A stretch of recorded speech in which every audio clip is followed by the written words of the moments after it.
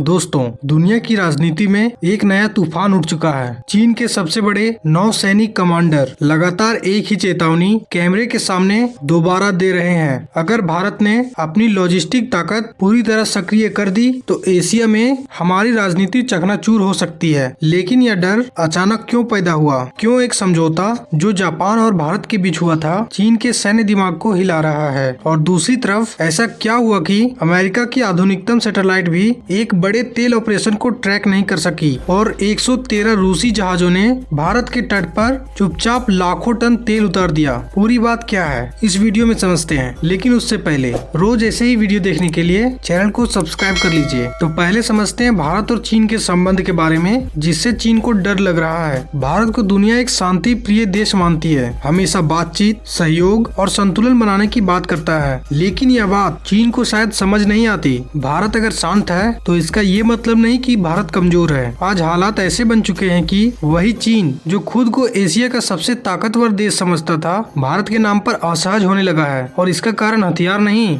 बल्कि भारत की logistic power है। असली डर शुरू होता है एक समझौते से, ACSA, जिसका फुल फॉर्म होता है acquisition and cross servicing agreement. ये समझौता भारत और जापान के बीच हुआ था और इसने चीन को पूरी राजनीति में सेंध लगा दी, क्योंकि इस एग्रीमेंट के बाद भारत और जापान एक दूसरे की airbase, naval port, fuel stock, मरम्मत की सुविधाएं सब इस्तेमाल कर सकते हैं। सीधे शब्दों में, अगर एशिया में किसी भी मोर्चे पर तनाव बढ़ा तो भारत बिना लड़ाई लड़े जापान की सैन्य क्षमता को कई गुना तेज कर सकता है। यह वही चीन है जिसका सपना है महान एकीकरण। 2049 तक ताइवान, दक्षिण चीन सागर और कई समुद्री क्षेत्रों पर कब्जा। जब अमेरिकी इंटेलिजेंस ने कहा चीन 2027 तक ताइवान पर हमला कर सकता है तो पूरा एशिया सतर्क हो गया। लेकिन जापान ने वह बात कह दी जिसने चीन के दिल में सबसे गहरा झटका पहुंचाया। जापान ने साफ कहा, अगर चीन ने ताइवान पर हमला किया तो हम चुप नहीं बैठेंगे, क्योंकि जापान की 95% ऊर्जा सप्लाई और उसका पूरा समुद्री व्यापार इसी रूट से होकर गुजरता है। अगर यह रास्ता बंद हुआ तो जापान की अर्थव्यवस्था पर सीधा ताला लग जाएगा। इससे चीनी सैनिक कमांडर भड़क गए, मगर इस गुस्से के बीच एक नया नाम बार बार उभरा,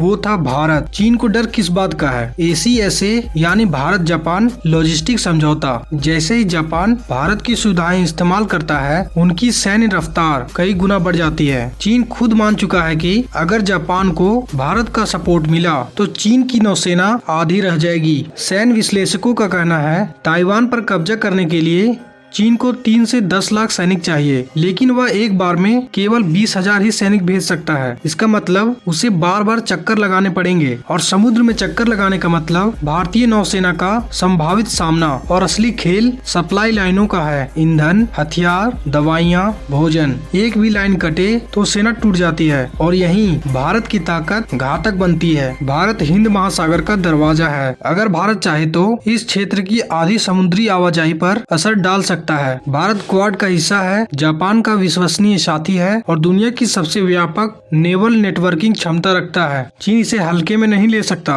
क्योंकि उसे पता है युद्ध सिर्फ हथियारों से नहीं, लॉजिस्टिक से जीते जाते हैं। यही वजह है कि चीन के टॉप कमांडर बोल रहे हैं भारत की लॉजिस्टिक स्ट्रेंथ अरेना बदलने की ताकत रखती है। एक ऐसी ताकत जो बिना गोली चलाए एशिया की शक्ति संतुलन को बदल सकती है। आज भारत एक नए दौर में है, जहाँ वो ना किसी से डरता है और ना किसी के दबाव में झुकता है। तो अब आप बताइए, क्या आपको लगता है भारत की यह कूटनीति चाल एशिया की शक्ति संतुलन को नया रूप दे सकती है? आप अपनी राय कमेंट में जरूर बताएं, और वीडियो पसंद आई हो तो इसे लाइक करके चैनल को सब्सक्राइब जरूर करें। जय हिंद।